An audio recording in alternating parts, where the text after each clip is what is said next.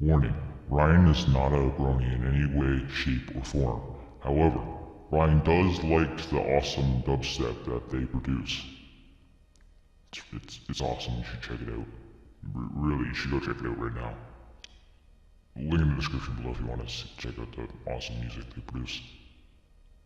Some of the music is good, but you know.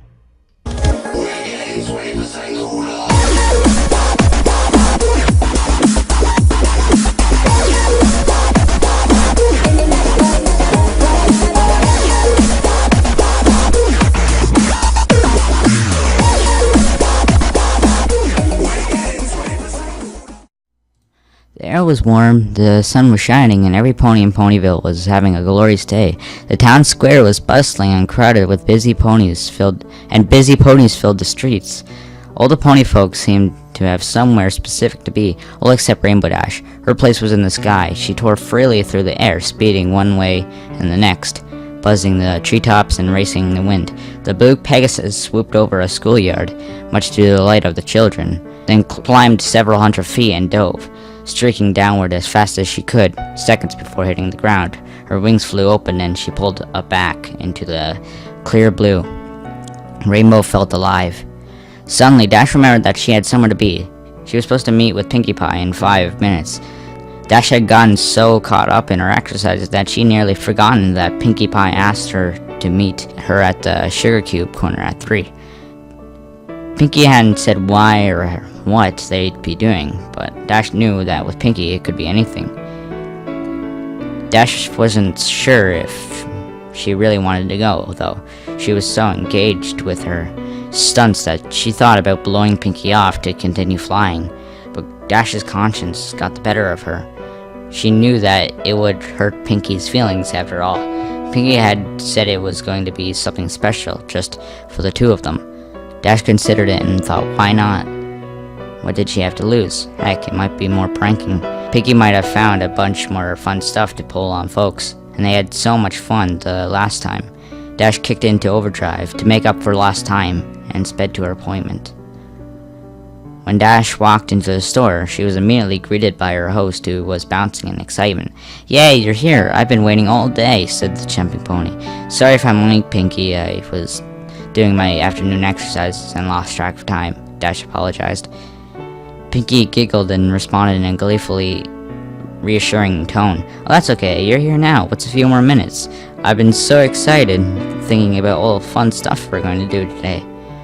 I haven't stopped bouncing since I woke up. I almost forgot to breathe. I've been so happy." Dash gave a slightly uncomfortable laugh. She had always appreciated Pinkie Pie's friendly and outgoing way of life, but Pinkie's overabundant enthusiasm almost creeped her out.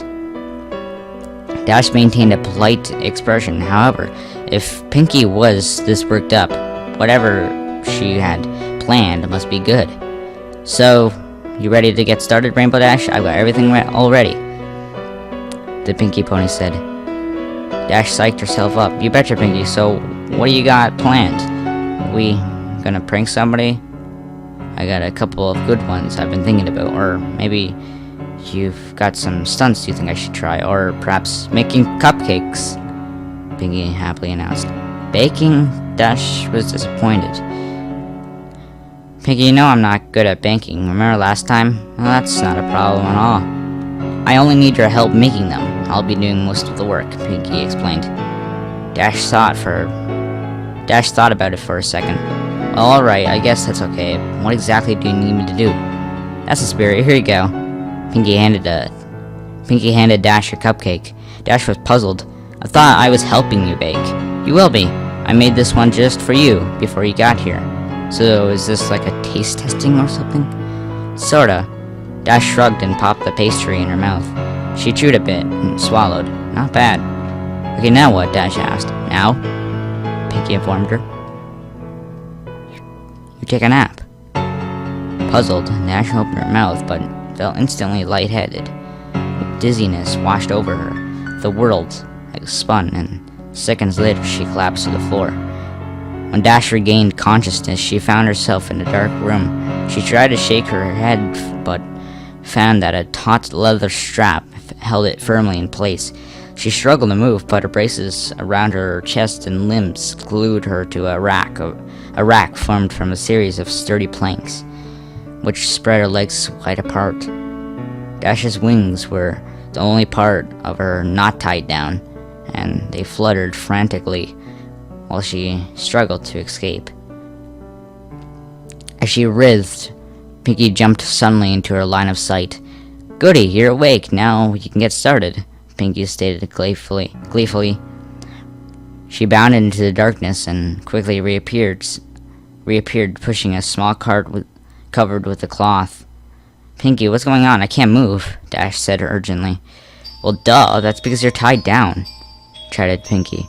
"That's why you can't move. I didn't think you need to be told that. But why? What's happening? I thought you said I was going to help you make cupcakes. You are helping. You see, I ran out of the special ingredient and I need to get more. And I need you to get more." "Special ingredient?" Dash was now breathing heavily and started to panic.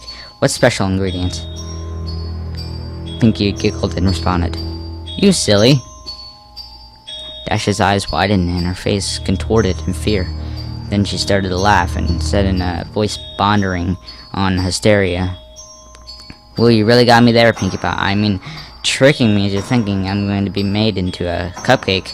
I gotta tell ya, this is the best prank yet. You win. You're the best."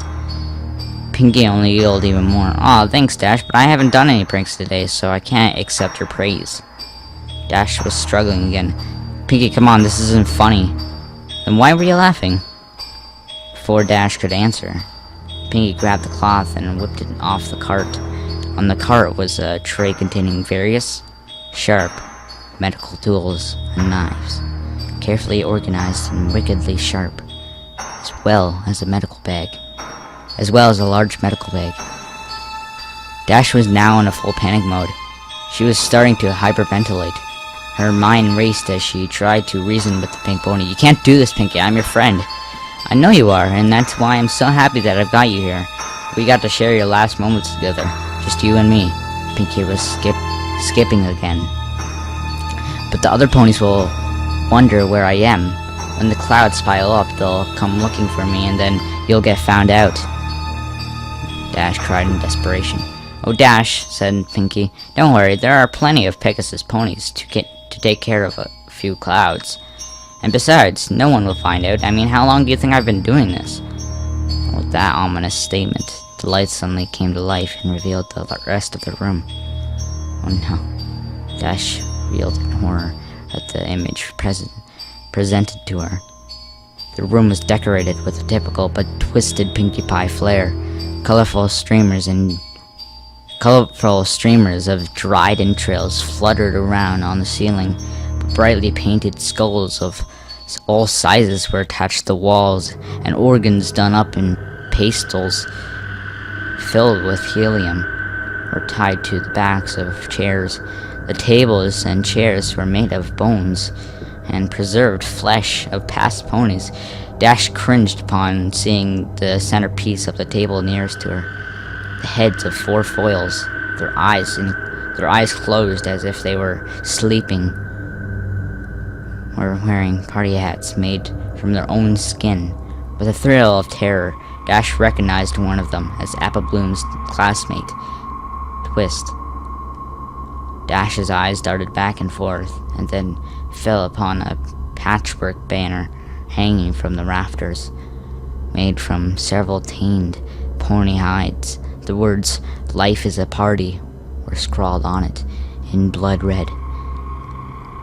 Dash's attention was brought back to a potty horn unfurling and tickling her nose. She gaped at Pinkie Pie, who was standing right in front of her. The party pony was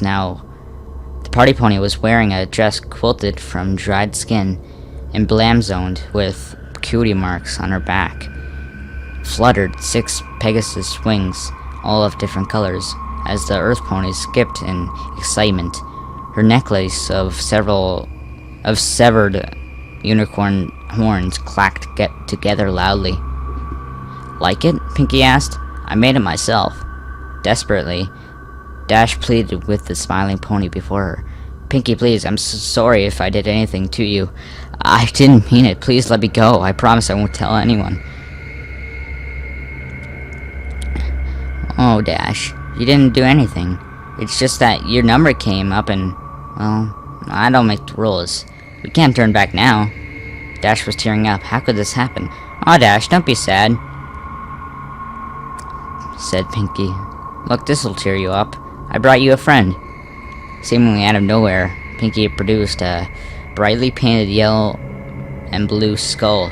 It was about pony-sized, but had a very defining feature. A beak. Dash gasped in shock.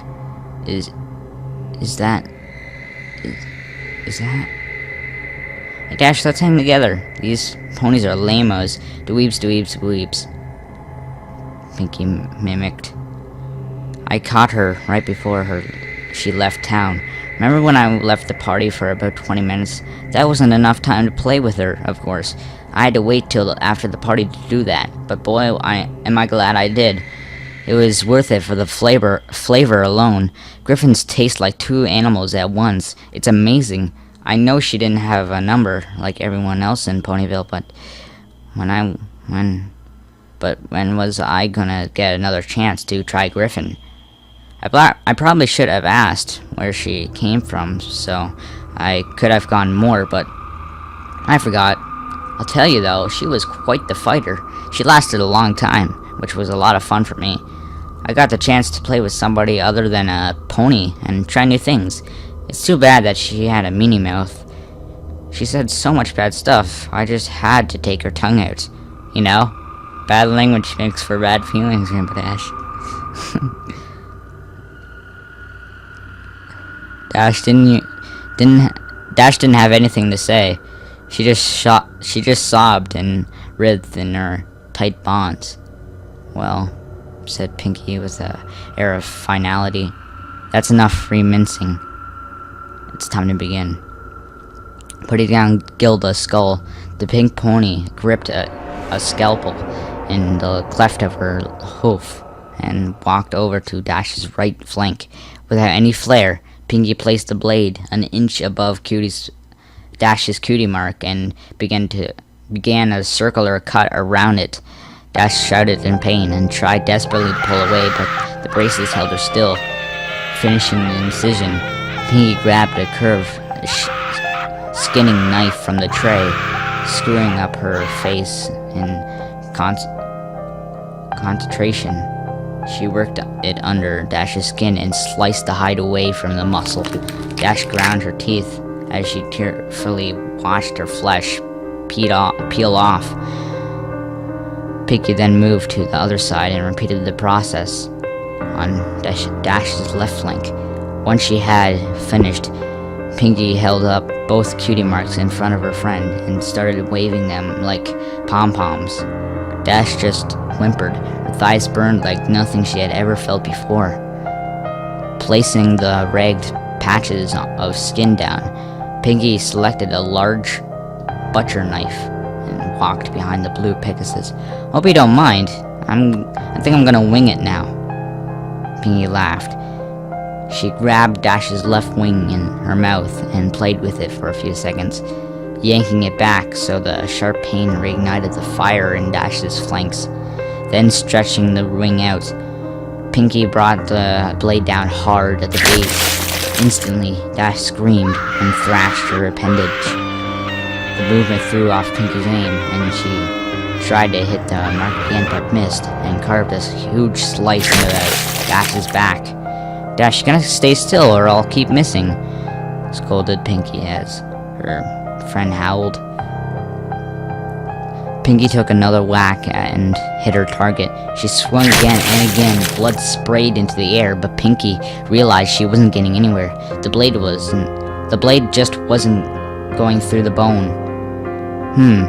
I guess I forgot to sharpen it. I'll try something else, said Pinky matter-of-factly as she tossed a knife over her shoulder, embedding the blade into the table. Though the haze of pain and tears, Dash heard the sound of a metal box opening and closing. Got it! Say, Dash, why do they call it a hacksaw? It doesn't hack. Hacking is what I was doing with the knife. This is a saw. I don't get it. Pinkie placed the tool over the mangled flesh of the last attempt. Standing on her hind legs, she worked the saw back and forth with her front hooves. It sliced effortlessly through the bone and skin. The feeling of the jagged teeth grinding into her made Dash want to vomit. She watched numbly as her wing flew over her head and landed with a fluff on the table. Dash moved to the next wing and started sawing. Dash didn't struggle this time. She'd given up trying to fight and focused on choking back screams of agony. Abruptly, the sawing paused. Pinkie was only halfway done. The wing was hanging off by a sliver. "Hey, Dash," Pinkie piped up. "Think fast!" Suddenly, Pinkie yanked the wing as hard as she could. The bone snapped, but the blue Pegasus skin held, then tore away. The pole ripped away a long strip of flesh all the way down Dash's back to her rump. Her body seized in an unexpected trauma. As her pelvis tensed up, Dash felt a warm release between her legs, and her loud, unending melody of pain filled the room. Unable to catch her breath, she blacked out. Dash awoke with a gasp. The stench of her urine filled her mucus-cacked nostrils. As her vision swarmed into focus, she saw a very pouty Pinkie Pie removing a large adrenaline needle from her chest, stomping her hooves. The frustrated